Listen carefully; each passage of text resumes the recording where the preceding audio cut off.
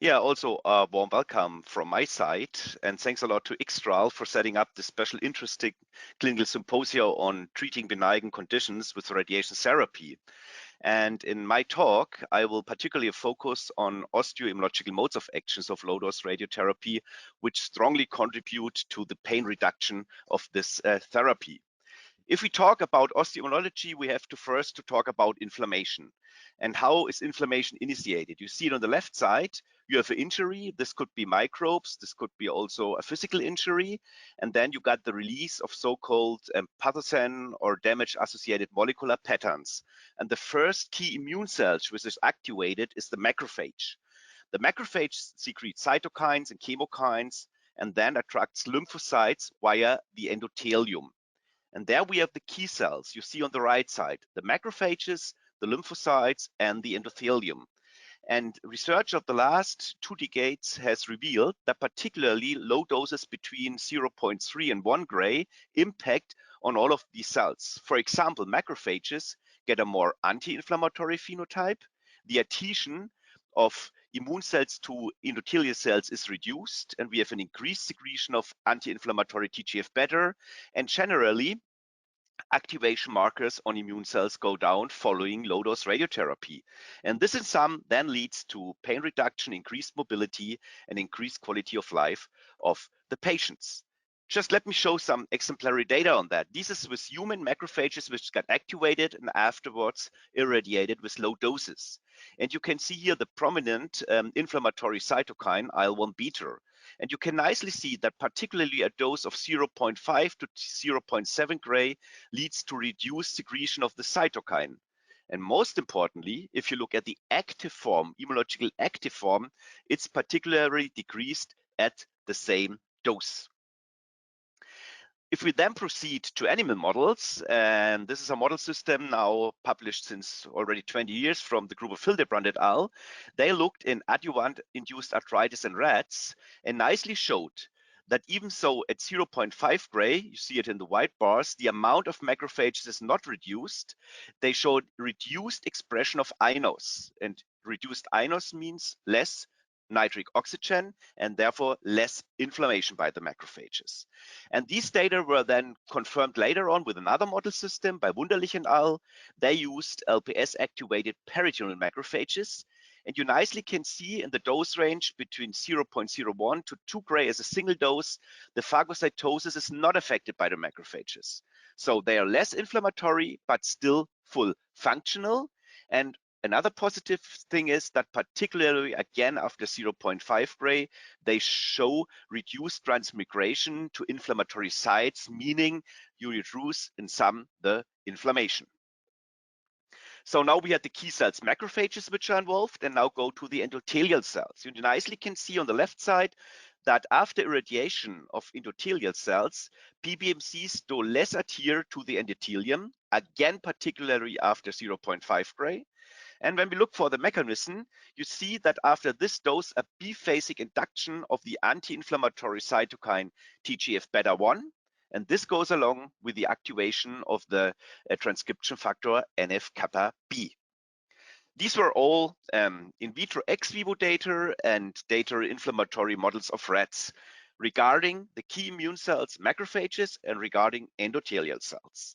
But we wanted to move on now to osteoimmunological modes of actions. And for that, we use in our laboratory the human TNF alpha transgenic mouse model. This is a mouse model where mice constitutively overexpress TNF alpha and they got swollen joints. And after a single dose of 0.5 gray, you see an improved grip strength of the mice over a long time period. And also, most importantly, TNF alpha is significantly reduced systemically in these mice after low-dose radiotherapy. A new point was now, if we look on osteoblasts, so cells which build up bone, we showed for the first time that after 0.5 gray, you see this here in these nice images with the red dots, we got an increased mineralization area on the bone concomitantly with OPG increasement. So this means not only inflammatory reactions are modulated by low-dose radiotherapy, but also bone metabolism. And you even can induce a slight building up of bone again. When we then looked at mu-CT images of these animals and looked at bone resorbing cells, so the osteoclasts, you see that the erosive area is decreased after low-dose radiotherapy. You have a decreased osteoclast number, and you see this in the images with the red arrows. This is the destructive area, which is reduced after low-dose radiotherapy. So we can sum up here. We have actions on macrophages, endothelial cells, and on key cells of the bone metabolism, namely osteoblasts and osteoclasts. Then we went on for another inflammatory model for destructive arthritis. This is KBXN serum transfer model. The mice get more faster, disease resembling osteoarthritis. You nicely can see here again the small joints. And then we were interested now, what is going on if we irradiate these swollen joints? Again, we have our setup. You see the sleep chamber, only one leg of the mouse is outside. This is a bit complex slide. Let me guide through it. The control mice have two untreated legs. The low-dose radiotherapy mice, they got irradiated just at one leg, and the other leg is protected by the lead chamber. And now for the first time, very interesting data, which are just submitted for publication. On the left side, you always see the totally untreated mice, the basal level of immune cells, like dendritic cells, monocytes, NK cells, and T cells in the bone marrow of the leg. If you irradiate the leg, you see a decreased amount of dendritic cells and also an increased amount of T cells. But what is now very new for low-dose radiotherapy, when you look at the T cell compartment, even so the unirradiated leg of the treated mice, you see a reduced amount of T cells, increased CD4 positive T cells, and decreased CD8 positive T cells. So what we know from radiotherapy of tumors, the so-called Abscopal effect, so you irradiate one side and got systemic immune responses on the other side, is now for the first time shown also for low-dose radiotherapy, that you have immunological impact on the non-irradiated areas in a beneficial way, because you have more CD4 and less CD8 T cells. The next point is this dependent on the basal inflammatory conditions? And I can tell you, yes, it is, because again, these data I already have shown to you. After 0.5 gray, a reduced number of osteoclasts, so not so much disturbance of bone. But if you look at the same setting in healthy mice without any inflammatory phenotype, you see no impact on this dose on the osteoclast number. So this is very important. Low-dose radiotherapy acts on an inflamed tissue, and it's harmful for healthy individuals. Finally, we wanted to see if we see systemic modulations also in patients. And for that, 5 years ago, we did set up the IMO LDRT-01 trial.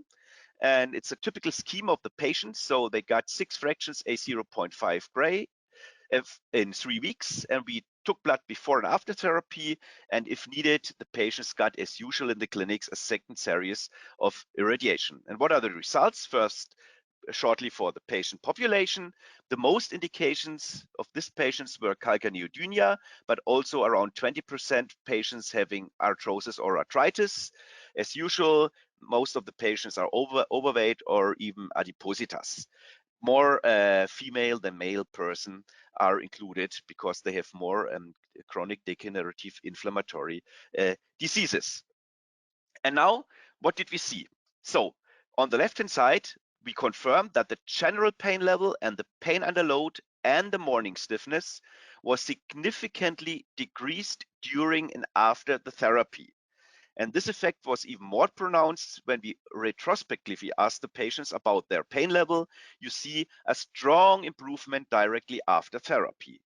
And now for the first time, we found, mainly for the morning stiffness, that this correlates nicely with myelolytic cells in the peripheral blood, namely MDCs, type 1 and type 3 monocytes.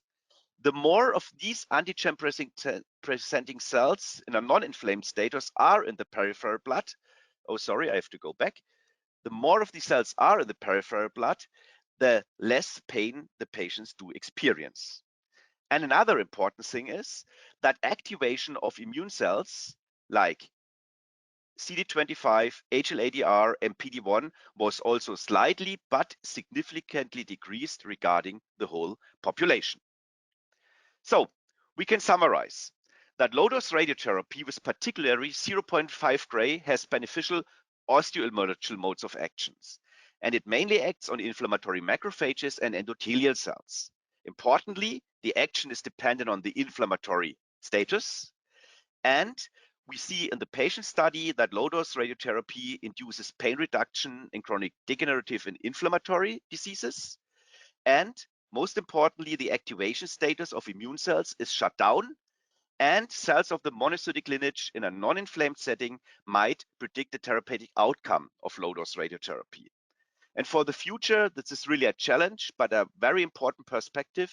We now need placebo-controlled trials to prove what we've seen preclinically in the mouse models and then the ex vivo settings, the osteoimmunological modes of actions of low-dose radiotherapy in patients in comparison to really placebo effects. At the end, I want to thank you for your attention, and I'm now really happy to take some questions. Thank you. Thank you, Dr. Gaipl. So the first question for you is, what is the upper limit of dose in LDRT? So this is a good question. So from the biological point of view, when we talk about these LDRT, we talk about medium doses up to 2 gray. If you go further on, you will have totally different mechanisms. So meaning then you go in the dose range of cell death induction in the immune cells and also in the bone cells. So there are totally different things happening. So single doses, which are prominent, what we also know from the clinics, is 0.5 gray and 1 gray. But in our preclinical model systems, we always go up to 2 gray as comparison. Okay, thank you. The next question is around potential misdiagnosis. If a patient is misdiagnosed and is healthy, do you believe that radiotherapy is harmful? So what we showed, I can refer now from our examinations to these preclinical models, that one important point is the low-dose radiotherapy mainly acts on a pre-inflamed or pre-destroyed tissue. So meaning when you're misdiagnosed and you're in a healthy situation, we've shown in some preclinical model systems that you do not strongly affect the immune compartment and the bone compartment. So meaning with this regard, it's harmful. Regarding the long-term outcomes, Professor Ott already pointed out that for sure after low-dose exposure, you might get secondary tumors later on, and that's why the patient selections depends on the age and also on the disease condition. Okay, that's actually a great segue to the next question. What number of patients were in this trial, and can you discuss more about the age of the patients? Yeah, so this was also older patients. So the median age was about 60 years, and it were now the data I've shown you in this LDRT-01 trial. It's the interims analysis of 125 patients. And as I stated, it's a very heterogeneous patient collective because we took all the patients which are routinely treated. And you see also from the immunological modulations, again, LDRT is harmful because you don't basically change the whole immune system. It's very minor changes, but you see mainly changes in the activation state of immune cells. And this is very promising. But what we can also say, if we make some first subgroup analysis, it also depends on the disease. So meaning when you have a more inflammatory component, in arthritis diseases, for example, you get other modulations than when you have a more bone destructive component. Okay, thank you. Next question, do you always recommend the 0.5 gray fraction dose and stopping it with the 1 gray fraction dose in inflammatory conditions? So from the clinical data Professor Ott shows, it's very similar in general. So meaning then we recommend 0.5 gray because you spare dose. And from the immune biological point of view, we strongly recommend 0.5 gray because this is a kind of, let's call it magic dose, because in this dose range between 0.3 and 0.7, and most prominently at 0.5 gray, we see the most beneficial effects on attenuation of inflammation. This was shown by the Rödel group for endothelial cells. This was shown from other groups in our group for many inflammatory conditions. This was shown by Dr. Lisa Deloff from my group, who's heading this part of the research in our laboratory, that 0.5 gray has the most effect on osteoclasts and osteoblast. So let's say from the immune and osteomological point of view, 0.5 gray is superior to 1.0 gray. Okay, thank you. Also, just a reminder to the attendees, if you have any questions, you could submit those to Dr. Gaipl through the questions section of the GoToWebinar control panel. Next question, Dr. Gaipl, what level of energy was used for treatment? So this was the same energy as Dr. Otto already stated. So we used the autovolt technique to irradiate our cells and also the mice. Okay, great.